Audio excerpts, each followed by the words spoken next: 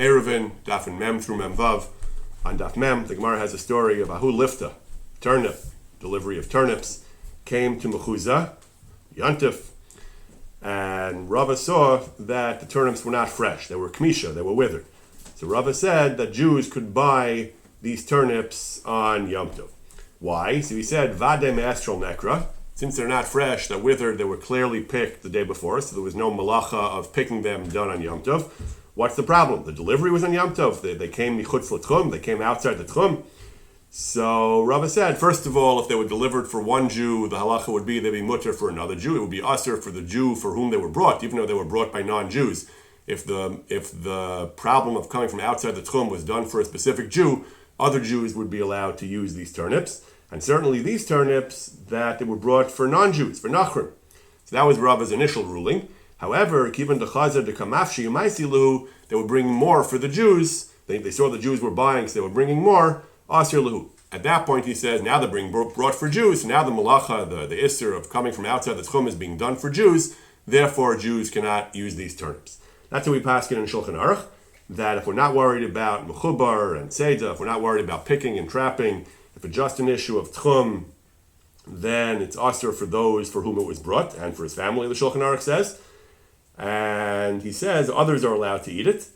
And in a city that's Rov Nachrim, the Shulchan Aruch says, then we say that when deliveries of food or items were brought, they weren't brought for anyone specific, they were brought for commercial purposes. We say they were brought for the Rov. And if Rov is non-Jews, then it's okay. The post can bring, but if we see that they're mafshi umaisi, if we see they're bringing for the Jews, then it's usher, as the Gemara says about the turnip. But the Magen Avraham explains that's only if we see that they're bringing clearly extra for the Jews, if we actually have reason to believe that.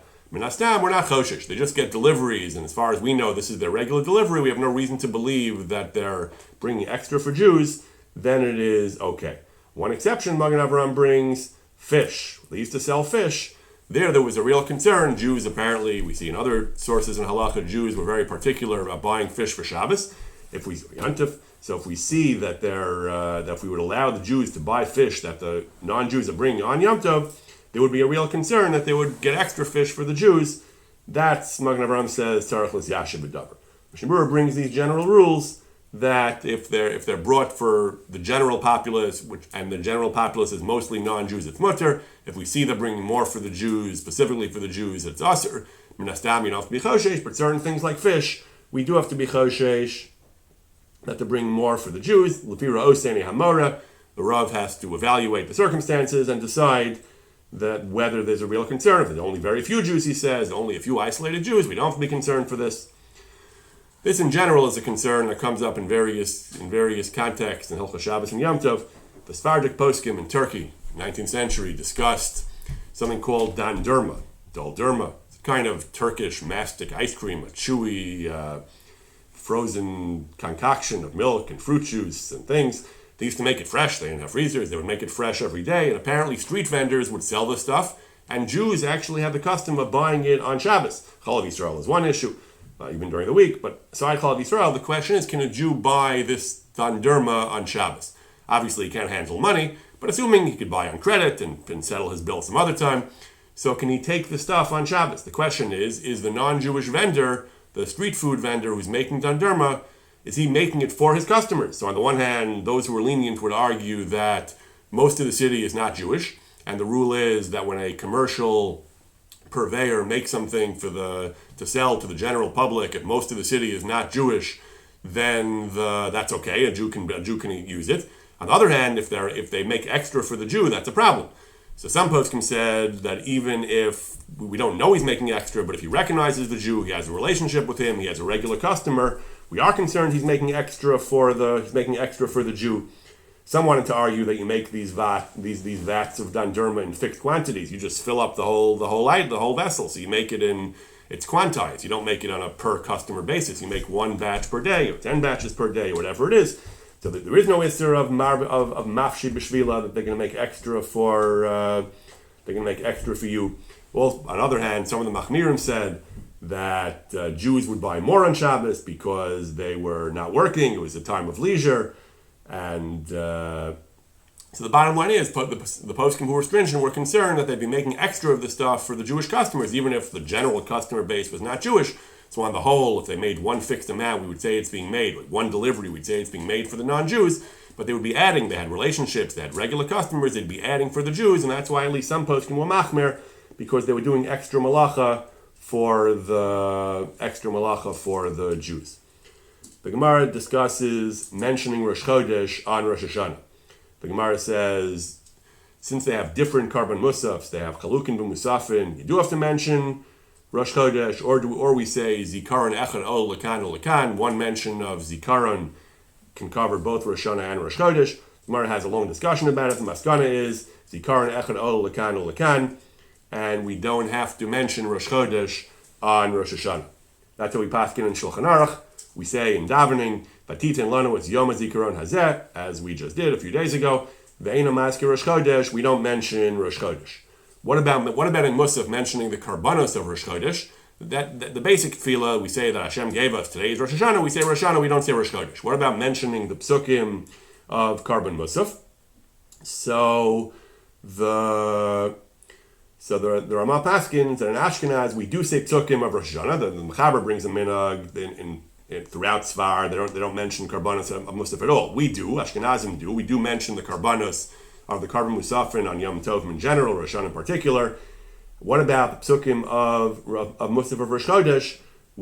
So the Ramah explains, while we do mention the psukim of Musaf of Rosh Hashanah, we don't mention the psukim of Musaf of Rosh Chodesh. We mention them on Rosh Chodesh, we don't mention them on Rosh Hashanah. So he says, what do we say? We allude to them in davening. We say, Milvad olas hachodesh u'menchasav olas hatamid u'shnei sirim l'chaper u'shnei svidim kil chasav.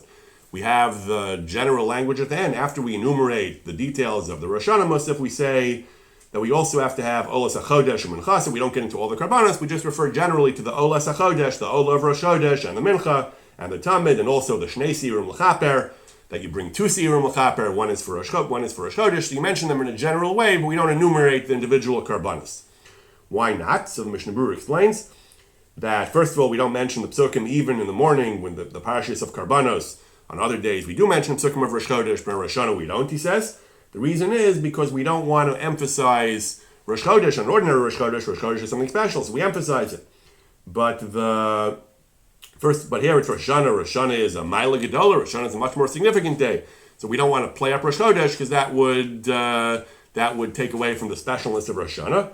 Also, he makes another interesting point. He says that Rosh Hashanah, when we have 2 days Rosh Hashanah, even though in the time of the Mikdash, that was because the Eidim didn't come till the evening, but today, of the first day, and the second day was the Iker, but today, when we have 2 days Rosh Hashanah, the first day is the Iker, the first day is Daraisa. We count from the first day. Sukkot begins on the 15th, counting from the first day. The first of Tishrei is the first day of Rosh Hashanah. On an ordinary 2-day Rosh Chodesh, however, it's the other way around. We have the first of the Chodesh is the second day of Rosh Chodesh. So Rosh Chodesh and Rosh Hashanah are very different days, are very different arrangements. So if we mention Rosh Chodesh, people might think that on Tishrei also the second day of Rosh Hashanah is the Iker, like on a regular Rosh Chodesh, and that would lead to a great error in the calendar. So we don't mention Rosh Chodesh at all. And we do mention Zikaron, so that again, like the Gemara says, the Zikaron is Ola Lekan Lekan, it includes Rosh Chodesh, and Shnei Sfirim L'chaper refers to the Sar of Rosh Chodesh. And we also say Musvei Yom HaZikaron, according to some Neschos at least, we say that the Ramaja says we say Musvei Yom HaZikaron, that includes Rosh Chodesh. That Musvei doesn't just mean the multiple animals. Musvei Yom HaZikaron includes the multiple Musafin, the Musaf of Rosh Hashanah, as well as the Musaf of that's how the Rav Paskins that we say Musvei Yom HaZikaron to include the Musaf of Rosh Chodesh, even though we don't enumerate the animals specifically. The Gemara then brings a question about saying Shachiyanu on Rosh Hashanah Yom Kippur. Do we say Shachiyanu on Rosh Hashanah Yom Kippur? The Gemara goes back and forth. The Gemara concludes that we do say Shachiyanu on Rosh Hashanah Yom Kippur. We certainly do. We say on Rosh Hashanah we say it in Kiddush, and women say it when they light candles, the way they say it every Yom Tov, if that's what they do. On Rosh Hashanah on Yom Kippur, the Gemara has a problem. When do you say Shachiyanu? You don't make Kiddush. Do you make Shachiyanu on a kos and drink the kos? You can't, even if you do it before Yom Kippur really starts. But once you said Shachiyanu, that's Kabbalas Yom Tov, and then you have to fast. You can't drink anymore. Can you make the bracha and not drink the kos? But I'm a varach tzarich sheyitam. Whenever you have a kos that you use for a bracha, you have to taste the kos. Give it to a child. We don't want to do that because we're afraid, even though some held you can give it to the child, we say, the child will get used to drinking the cup of wine for Shechianu on Yom Kippur. He'll do it when he grows up.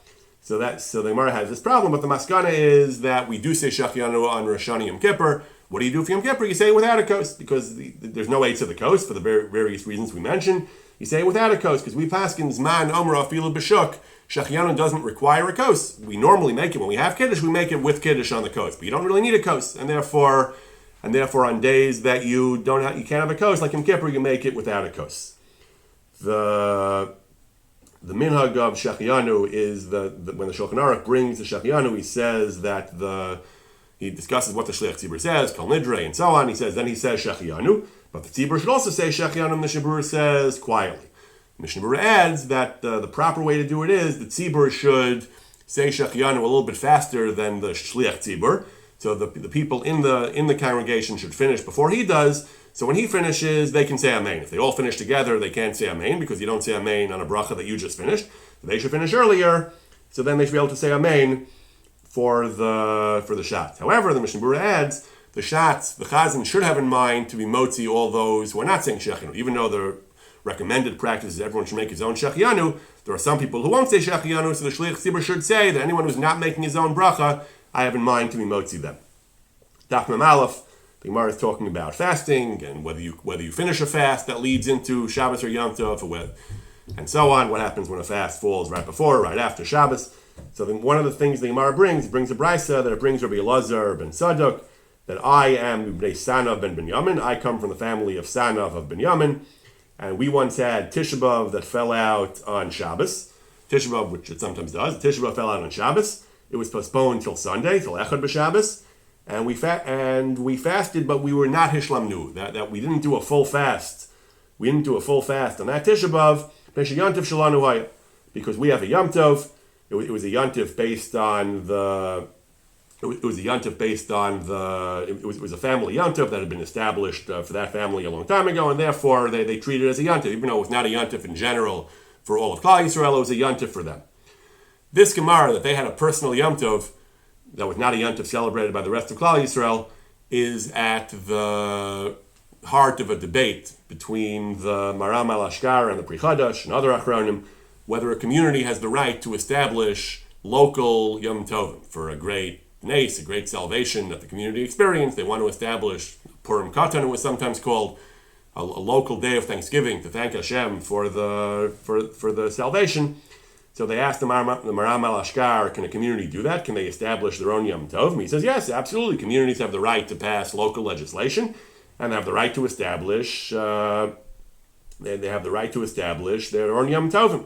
One of the rayas he brings is from this thing. This is in Megillas Tainis. It says that the Gemara in Eruvin, our Gemara brings it, that the reason they had a Yom Tov on the 10th of Av is because back in the time of Ezra, the Gemara explains Maseches Tanis, back in the time of Ezra, there was a gorel, they had a lottery of who would bring eitzim, who would bring wood to the Beis HaMikdash. That was their day. This family brought an Asara B'Av, so that was a personal Yom Tov.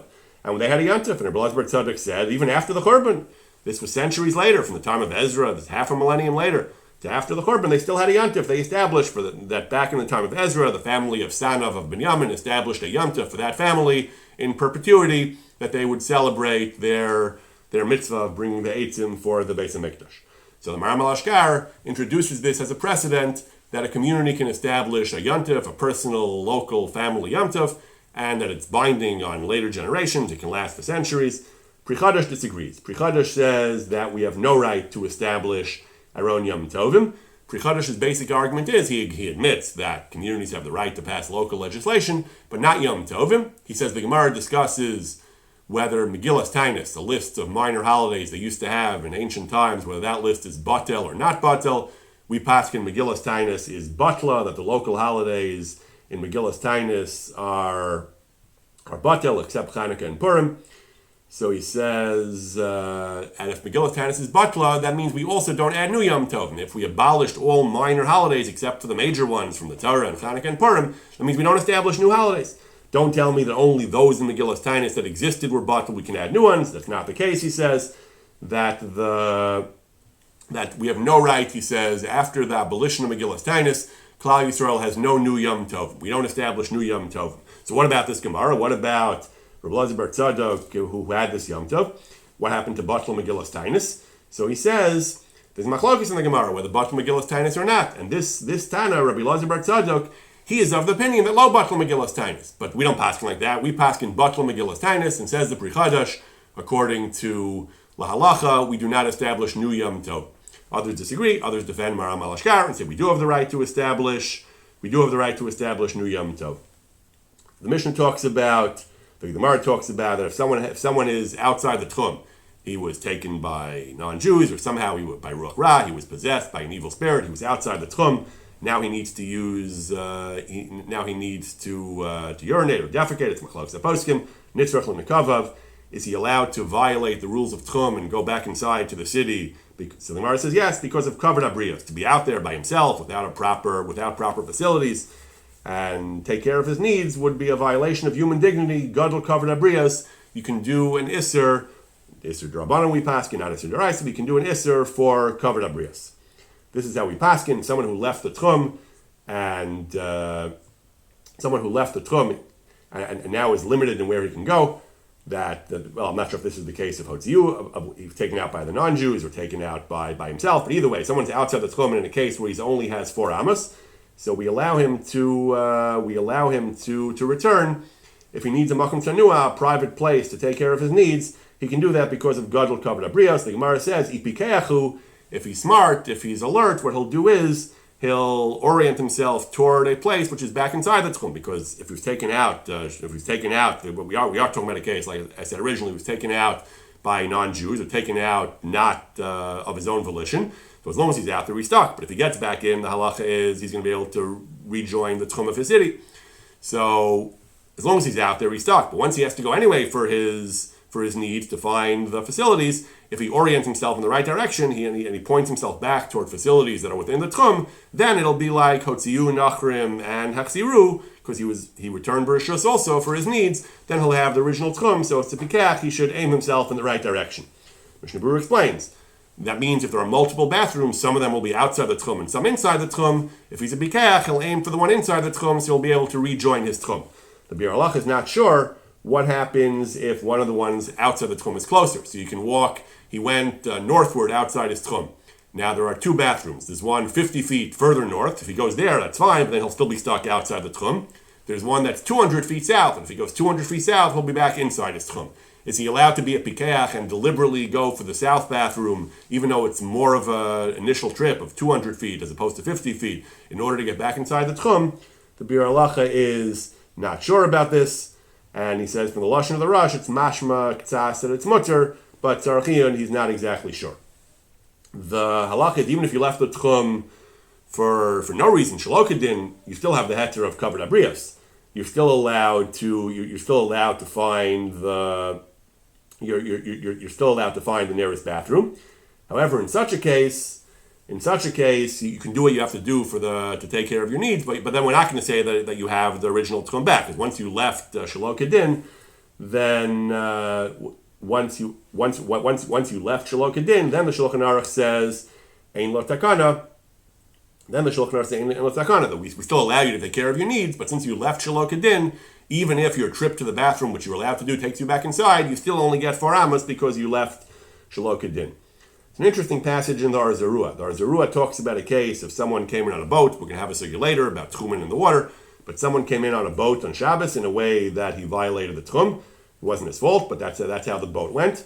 So we paskin that you're stuck on the boat in certain cases. However, if you need to take care of your needs and there aren't proper facilities on the boat, then you'd be able to violate the laws of tchum to take care of your needs. The Or Zarua says, hu adin, if other things prevent you from comfortably staying on the boat.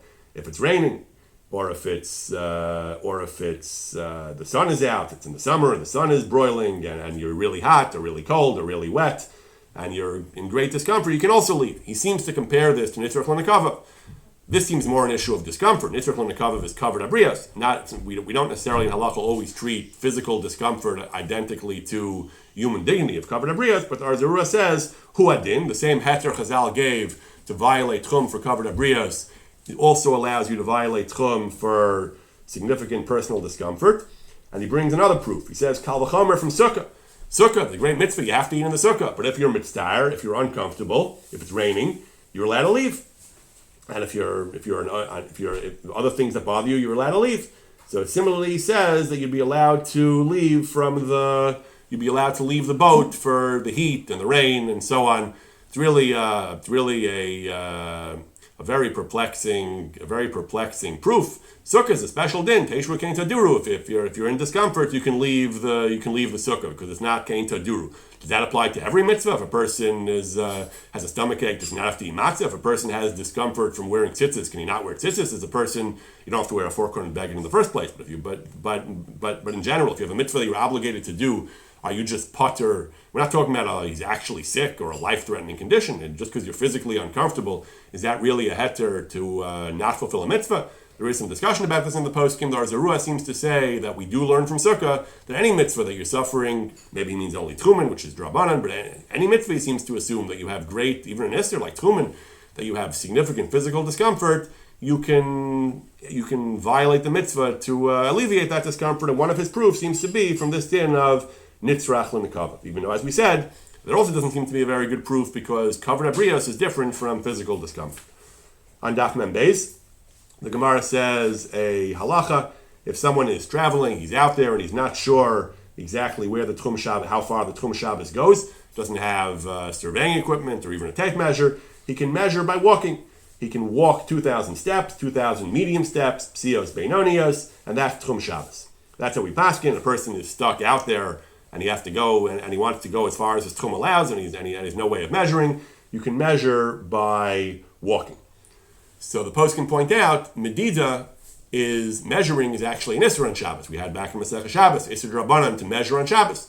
So the Mishnah Berurah explains, other posts can explain, we're talking about where you're walking someplace for a mitzvah purpose. And Medida for mitzvah is mutter. So measuring Tchum for the purpose of going to fulfill a mitzvah is mutter as per the general rule that you can be moded for mitzvah.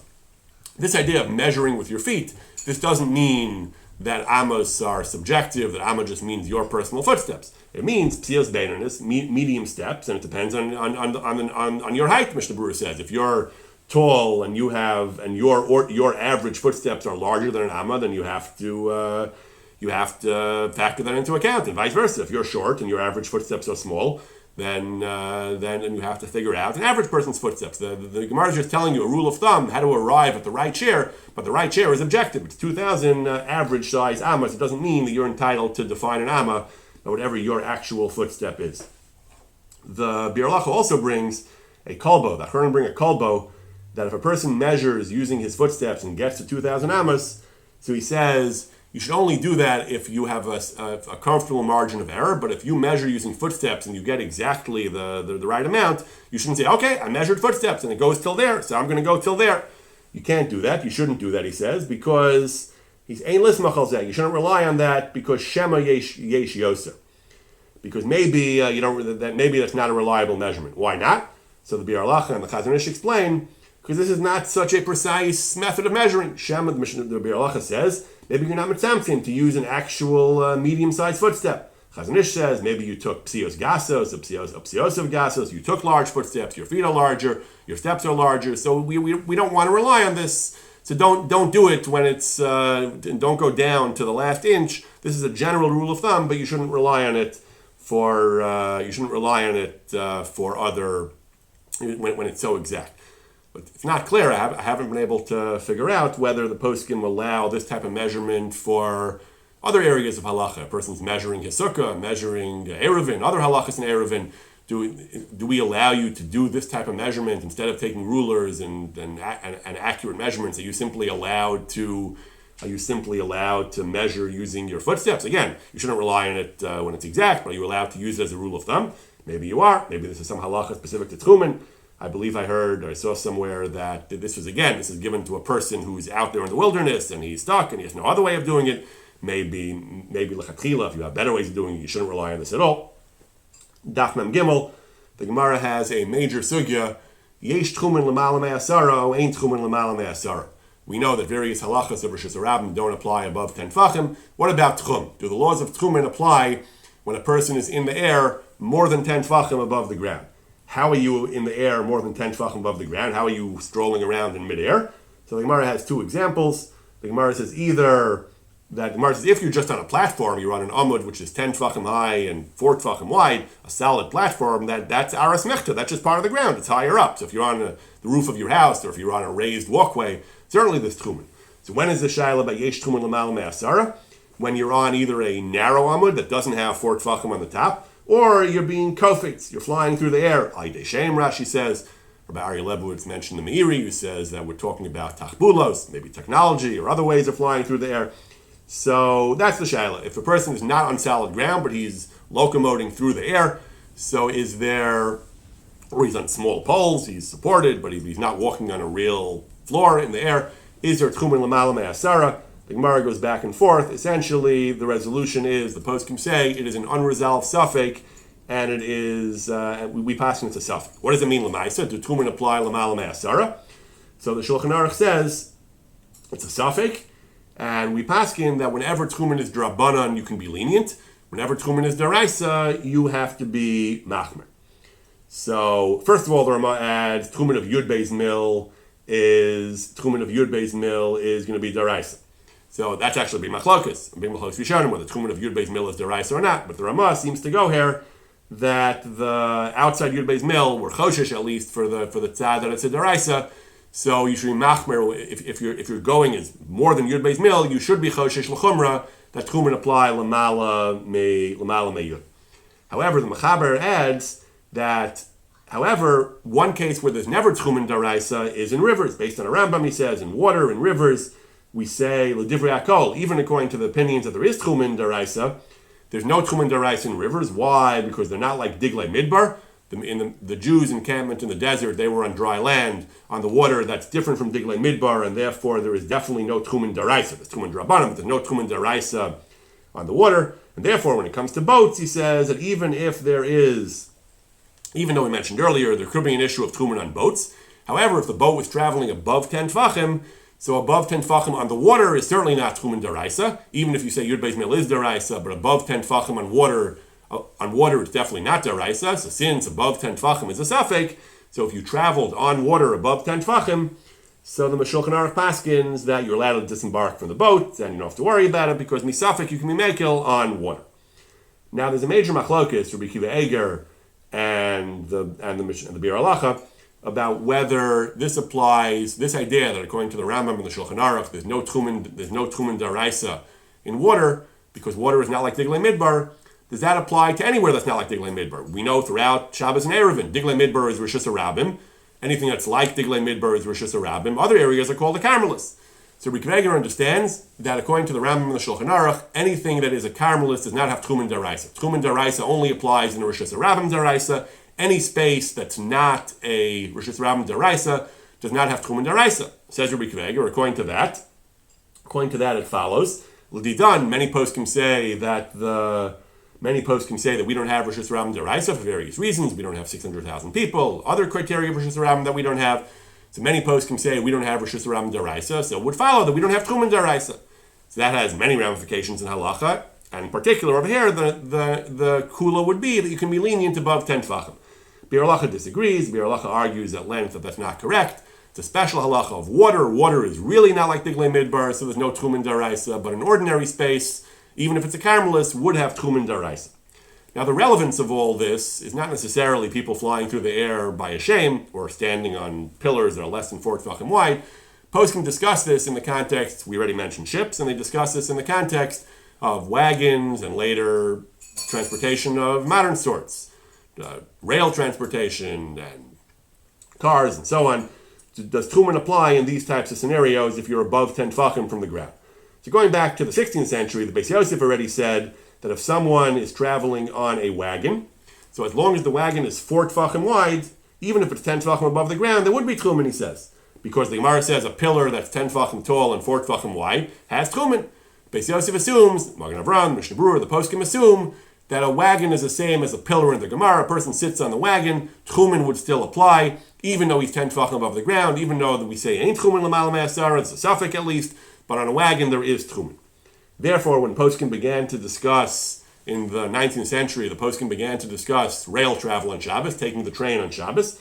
A number of poskim mentioned this Beis Yosef and argued, even if you're 10 tefachim above the ground, it doesn't matter because you're sitting on the rail carriage, and that is 4 tefachim wide, so even if it's 10 tefachim above the ground, the law of Tchumen would still apply. The Shalom Eshev talks about Chadashim Yikarabo, the new invention, the steam engine. They call it the Dampfwagen, some of them, the wagon that's powered by damp, by steam. So he says it applies because if you're in a wagon, he says, then the Shalom Eshev says that the wagon is 4 tefachim wide, just like the wagon in the time of the Beis Yosef. No difference between a horse-drawn wagon and a steam-drawn wagon.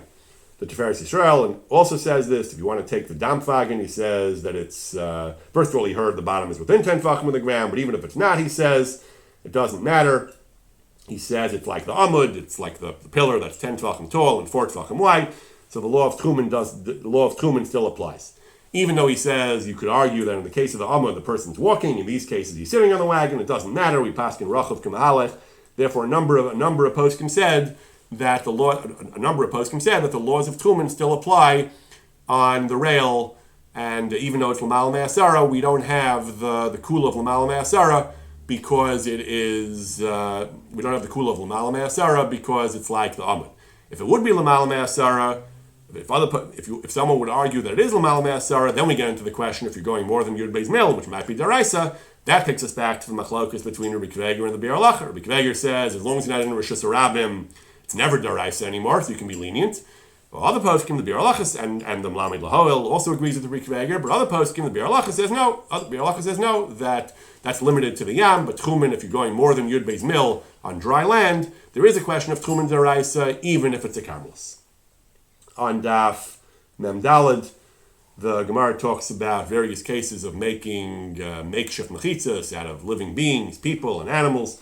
The Gemara talks about sukkah. The Gemara talks about using a human being to be the wall of a sukkah. The Gemara says, Kadesh yochal v'yishta v'yisha. Why does he want a sukkah? In order to be able to eat, drink, and sleep in the sukkah. Rashi says, Ikar mitzvah shel sukkah begimel dvarim halal. The Ikar mitzvah of sukkah is these 3 things: eating, drinking, and sleeping. Eating, you're certainly mechuyev to eat in a sukkah, at least when you eat bread. Sleeping, you're mechuyev to sleep in a sukkah. There's a great deal of poskim about trying to justify the custom of many people not to sleep in the sukkah, but sleeping is the classic obligation. The Gemara in sukkah all over refers to yishenim, ein yishenim. When we want to refer to using a sukkah, we refer to you can sleep in it, you can't sleep in it. So sleeping certainly is a classic chiyuv of sukkah. The question is, the Rebbe Lebowitz discussed this in his Daf Yomi as well, the question is what about drinking? What is this about drinking in the sukkah? Do you really have to drink in the sukkah? So the Shulchan Aruch, when he introduces Hilchos Sukkah, he introduces the laws of living in the sukkah. He says, what is the mitzvah of yeshiva sukkah? Ochel v'shosa. The Yashin, the Haggah adds, you have to eat and drink. You do have to drink in the sukkah. Later, the Shulchan Aruch says, Ochel v'shosa v'yeshenim b'sukkah called shiva.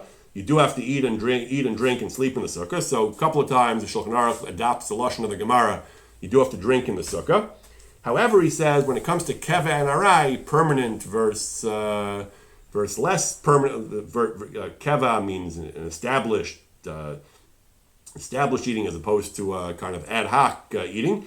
So sleeping always has to be in a sukkah. Ein arai lashina. We say that sleeping in the sukkah always have to sleep in the sukkah. But achilas arai you can eat outside the sukkah. What is achilas arai? Shulchan Aruch says less than a certain amount of bread, but also you're allowed to drink wine, water, and even wine outside the sukkah, and peiros you can be outside the sukkah. And the Ramah adds even kavalai, that certain foods, if they're not bread, inherently it's not considered kvios, it's not considered a fixed eating, and that applies to beverages in general, even wine and water. So how do we understand this? The Gemara says you have to drink in the sukkah. The Shulchan Aruch says so twice, but then the Ramah says, then the Shulchan Aruch adds, you can drink wine and water outside the sukkah, and even if you're a kaveh outside the sukkah. So how do we resolve that? So the Mishnah Berurah explains that the Ramah, the lenient view, the first view in the Ramah that says that even if you're a kaveh on wine, you can drink outside the sukkah. So when the Gemara says ochel v'shosim b'sukkah, and that's the language of the Shulchan Aruch earlier, that means when it's connected to the meal. They would have a course at the end of the meal, they would drink, and that was part of the meal. That's considered kavua. But if you drink by itself outside a meal, then that can be outside the sukkah. And the Mishnah Berurah adds, according to this, he says that After, it's possible, he says, Lefizeh, that water b'toch hasuda, even water, if it's part of the meal, you're drinking it in the context of a meal, you shouldn't drink it outside the sukkah, but tzarchi. This is a common situation. A person's eating the meal, he goes inside, goes into the kitchen to get more food, he has his glass of water in his hand, he wants to take a drink while he's inside the house. Mishnah Berurah says, during the meal, you shouldn't do that, because ochel b'shosin b'sukkah.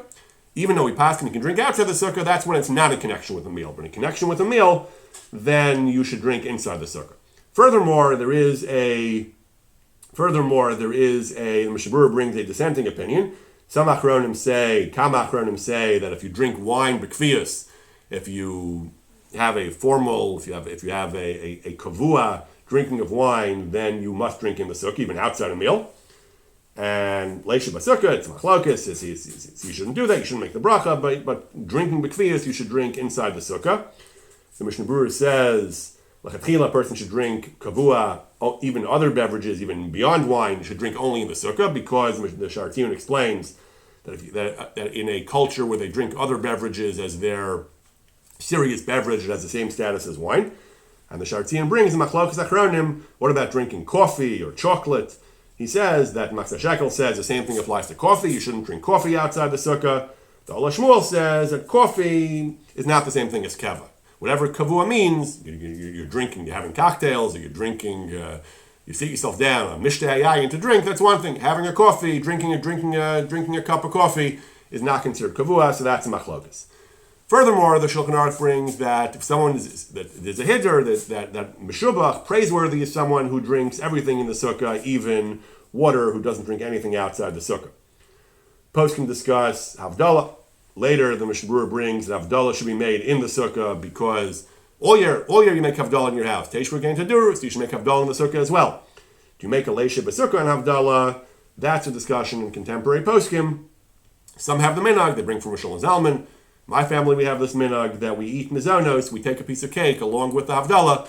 It's an attractive enough minhag. Who doesn't want to eat some extra cake? You take some cake along with the havdalah to be able to make leisha b'sukkah on the wine and be yotzei l'chol haderes. On Daf Mem Daled and Mem Hey, Mem Daled, we have the mission of someone who left the tchum, went outside his tchum with permission.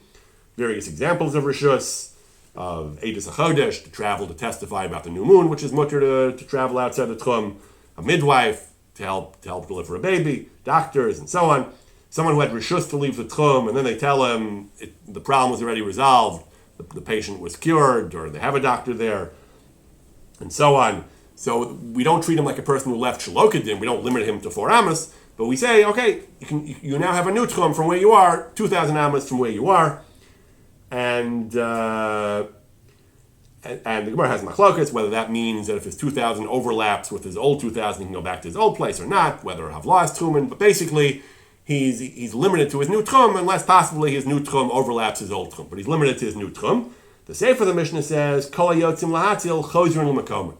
If someone sallied forth to defend Jews against their enemies, so then they can return to their original place and not limited to 2,000 amos. Apparently they can return to their original place. The Gemara asked, really, why is that? Afilu tuva, you're telling me chozrin l'makom and they can return to the original place. Why is that different from the Reisha? They only get 2,000 amos. So first the Gemara says, you're right, they are limited to 2,000 amos, and the chiddush of chozrin l'makom is that they can carry their weapons with them, but they're also really limited to 2,000 amos. Then the Gemara says, no, dilma lahatzil shiny. Maybe there is a particular heter in the case of lahatzil. It's more than an ordinary mitzvah. In the case of lahatzil, where we're going to save lives, we have an additional heter. They can actually go back to their original place. Why? This is a major machlokes rishonim. Some rishonim say that the heter of lahatzil, Rashi seems to say, some rishonim say, because there's an ongoing concern for pikuach nefesh. They went out to fight the enemy. Maybe the enemy is still chasing them. Maybe they're going to be pursued, so they need to go back to a safe place, the original city. Other Rishonim seem to understand, Hitiru Sofa Mishum Chilasan. The Gemara in Be'ah talks about different cases where they gave a heter to do something which is not necessary because they wouldn't give that heter, people wouldn't do what we want them to do. Different examples of that, and here the example would be, we want people to be willing to fight and defend themselves, defend the city, defend others against the enemy. If we told them you can go out, but then you're stuck where you are, they wouldn't be interested in doing it. You'd think if it was life and death, they wouldn't let the question of getting back on Shabbos out to the Tchum would make such a difference, but apparently it might. So in this case, Hitiru Sofer Mishum Tchilasan, we want to make sure that the way the Mishnah Berurah brings it is, Lo Hakshilam Lasid Lavo, they won't want to be matzil. We find certain heterim here because we don't want to be machshalim that they shouldn't come. The Gemara uses that language in Rosh Hashanah about the Eidei HaChodesh. If we don't let them do certain things, it will be machshalim la'asid lavo. So there are different shittas in the Gemara. There's a great deal of debate in the Rishonim and Achronim exactly how to understand the sugya. What exactly are the parameters of the heter? And this is something that is hotly debated in contemporary poskim. This heter of yotzim lahatzil chodrin l'makoman. How exactly do we paskin? What are you actually allowed to do? The way the Shulchan Aruch paskins is if you have a midwife or doctor, other types of cases, pikuach nefesh and so on, edus hachodesh. So the Shulchan Aruch paskins, you can go back, you get 2,000 amas wherever you are, but you don't get to go back to your old spot. You don't get to go back to your departure point. However, elsewhere the Shulchan Aruch brings kol hayotzim, anyone who goes to save nefesh mi Yisrael. So there the Shulchan Aruch also says that you get 2,000 amas. Also, even if you went out to fight, you're limited to 2,000 amas. But the Shulchan Aruch says that if they're afraid of staying where they are because the power of the enemy is strong, the Gemara talks about who won the battle, the Jews, the non-Jews. Shulchan Aruch apparently understands that the difference is who's stronger. If they're still a threat, then you can go back to the original place with their weapons because they're afraid of an ongoing situation of pikuach nefesh. Language of the Shulchan Aruch would seem to indicate that we never allow you to go back to your original spot unless there's an ongoing threat. And that's the opinion of some contemporary posts can discuss first responders, medical personnel, Hatzalah, and so on. If they travel for Pikuach Nefesh, are they allowed to go back to their original spot? Tchum, or even Malacha Daraisa, can they drive back to their original spot? Many poskim are stringent. Rav Tzipei Frank talks about a case of a doctor who drove somewhere for Pikuach Nefesh. Is he allowed to return? Absolutely not, he says. The heter is here so from Mishum Tchilasan. First of all, he says it's machlokes rishonim whether they were matir malacha daraisa or malacha drabanan. He says that he brings rishonim who say the heter of sofa Mishum Tchilasan is only on malachas drabanan. Even malachas drabanan, it's only limited in cases where Chazal gave it. There is no such heter here of etiru sofa Mishum Tchilasan. He says there's no such heter. He says that the heterim we find in the sugya are limited and only in certain cases and only drabanans. There is no general heter, certainly not from Malacha Daraisi, he says. Even though we find a heter of Yotzim Lahatzil, he says, for the guy in that case, we do find a heter to go back all the way to their original place. That's not heter of Mishum Tchilas, and that's because there's an ongoing sakana. So again, when it comes to the first responders in the Hatzalah, if there's an ongoing case of Pikuach Nefesh, they have to drive back because they're going to be needed again and they'll be too far out. Of course they can go back. If there's an ongoing, concrete Pikuach Nefesh, there's no question they can go back. But if there's no ongoing Pikuach Nefesh, if they can respond equally from wherever they are as the original destination, just they won't be very comfortable in someone else's house for the rest of Shabbos, away from their family, away from their food. So Rav Tzipei Frank says, no, there is no heter of Yisur Sof Mishum Tchilasam on a deraisa to return to their original spot, certainly not on a deraisa, and they have to stay where they are. This concern that maybe Lasid Lavo, they won't want to do it, is not a heter, and therefore they cannot go back. Rav Moshe Feinstein is probably the most prominent posek who rules leniently. Rav Moshe has an extended, detailed analysis of the sugya, also mentioned by Rabbi Lebowitz. He discusses at some length all the different shittas in the Rishonim and the Gemara, and he concludes there's a difference between someone who's being called out for an unspecified duration, that someone who's like a midwife is going to be there a long time.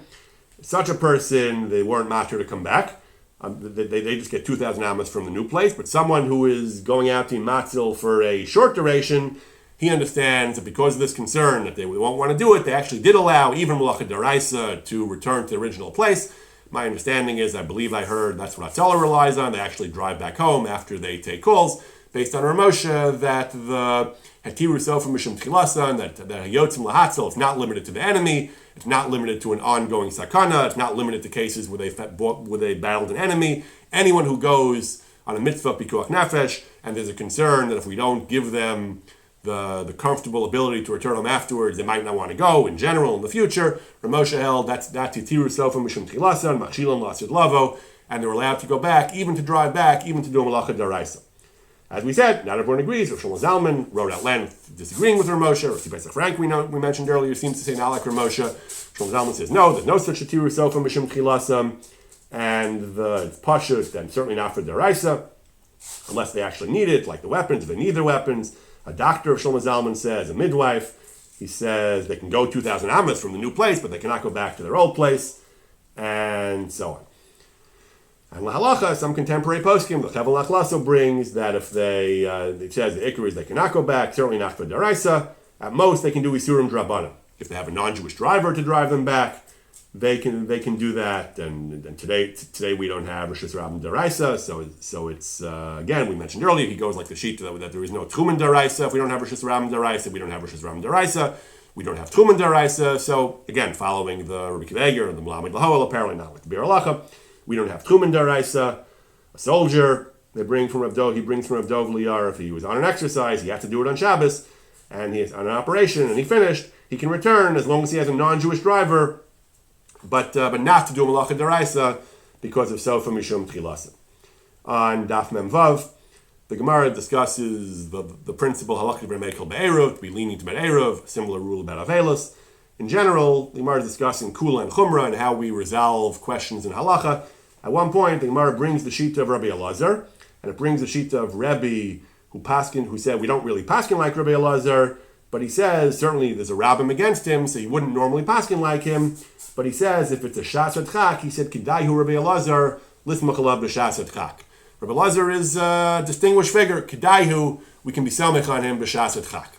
The Gemara has this expression in a bunch of places about Rabbi Shimon, about Rabbi Elazar, a half dozen to a dozen times in Shas about Kedaihu so and so lismachalav b'shas chak. The question is, what exactly does that mean? So there's a seminal Chuvas Rashba. The Rashba explains, the Gemara goes on to say that if it's Itmar Hilchas, if there is an established halacha, not like this, Rabbi Elazar, not like the position you want to rely on, there is no Kedai, Lismachala B'Shas Chak.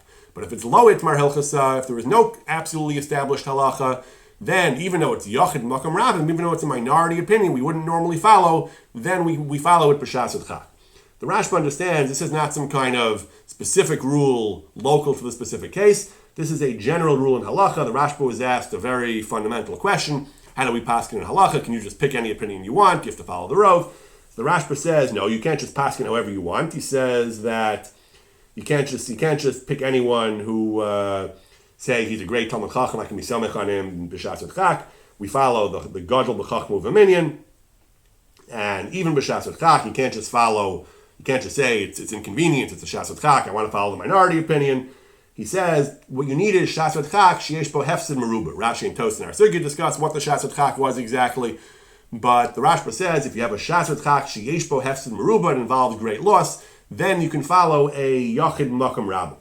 He brings the various Gemaras that say this, Gemara Nida, as long as it's lo itmar hilchasa, as long as it's not itmar hilchasa, then you're allowed to follow the minority opinion. B'shas chak of hefsid meruba. Ramah paskins this way in Shulchan Aruch. He says when it comes to iser v'heter, b'deraisa we normally go l'chumra, b'drabanan we go l'kula. However, he says even b'drabanan you don't follow a minority opinion against a majority, even b'shas chak, unless it's a shas chak of hefsid meruba. Then you can follow the minority opinion against the majority. This rule that which is halacha psuka in Shulchan Aruch, poskim accept it, that you follow minority opinion b'shas chak. Poskim disagree about whether that applies even to a question of a deraisa or only drabanan. Even on a drabanan, you can't follow minority opinion shelo b'shas chak. But when it is a shas chak and it's a shas chak of hefsid meruba, some poskim say you can follow the minority opinion even on a deraisa, a great chiddush. You can follow the minority opinion as long as it's lo itmar hilchasa. You can follow the minority opinion even on an Isser Daraisa. Most poskim say that no, on an Isser Daraisa, you cannot follow the minority opinion even b'shas chak. Rav Yitzchak Shelat has a long essay discussing the sugya in the context of relying on the heter mechira for Shemitah. Rav Kook was one of the ones who supported it. The Chazon Ish was very much against it. And some of their machlokes has to do with this idea of being selmech on shitas b'shas chak. Can we rely on certain minority opinions b'shas chak? Those who are lenient felt the klal of being selmech on minority opinions b'shas chak does apply. The situation in Eretz Yisrael was and is difficult. to keep Shemitah fully according to all the best practices. Chazon Ish should know that the klal of being somech on a das yachid b'shas and chak does not apply over there. So he says that Rav Kook actually tried to justify the opinion even on a deraisa could be somech on a b'shas and chak. Rav Shelat says most poskim say that it only applies to a drabanan. On the other hand, the Chazon Ish has a very limited understanding of b'shas and chak. He says that throughout the halacha, anytime we have a klal, halacha karav b'yisuri, or even the klal of yachid v'rab, halacha karav, makarab lahatos, all those klalim constitute itmar hilchasa. When the Gemara says itmar hilchasa is very broad. Any rule, any standard canon of hachra that determines the halacha, all that would constitute itmar hilchasa. So the only case that's low itmar hilchasa, the Chazon Ish says, are cases where Chazal themselves said that there isn't a clear halacha. He says that the only time you would say that lo itmar hilchasa is in a normal case where the Masorah was it's machlokas and regular klolim apply. That's itmar hilchasa.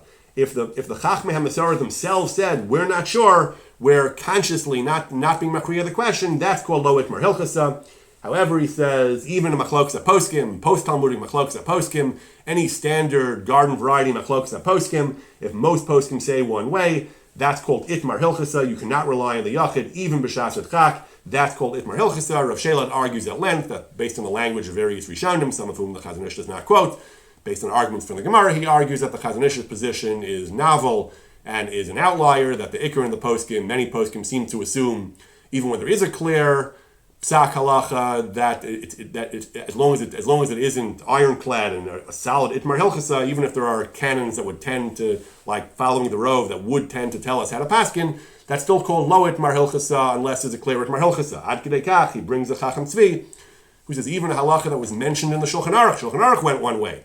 The Chacham Tzvi says that's not called itmar hilchasa. We can disagree with the Shulchan Aruch. So the Shulchan Aruch paskin one way. That's not itmar hilchasa. He's one achron. So it's still considered a question of yachid and rabbin. We can still paskin b'shas chak, like an opinion not on the Shulchan Aruch. Others might disagree and say that the Shulchan Aruch is called itmar hilchasa. But even then, Rav Shelat argues that if both shittas are brought on the Shulchan Aruch, even if one of them has stronger support, as long as the Shulchan Aruch himself brought both shittas, there still would be basis to say that the minority view is still in the that the minority view is still considered kedayu lismach b'shas chak. So according to what Rav Shelat at least argues is the more dominant view in the poskim, the principle of kedayu lismach b'shas chak is pretty broad. It can apply in contemporary times. It can apply to post-Talmudic disputes as long as there's no solid itmar hilchasa. Even if there's a preponderance of support in the halakhic tradition, we can still be somech on the minority opinion, at least for a drabanan. B'shas chak hefsim ruba, deraisa is much more problematic. While the Chazon Ish took a much narrower interpretation of the lo itmar hilchasa and said it only applies where built into the specific machlokas is that it's being left undecided. But in a general machlokas where the ordinary canons of psak apply, including following the rov, then the Chazon Ish held that's not considered lo itmar hilchasa, that's considered itmar hilchasa, and that's considered itmar hilchasa, and in such a case we cannot be somech on the minority opinion, even b'shas chak of hefsin meruba.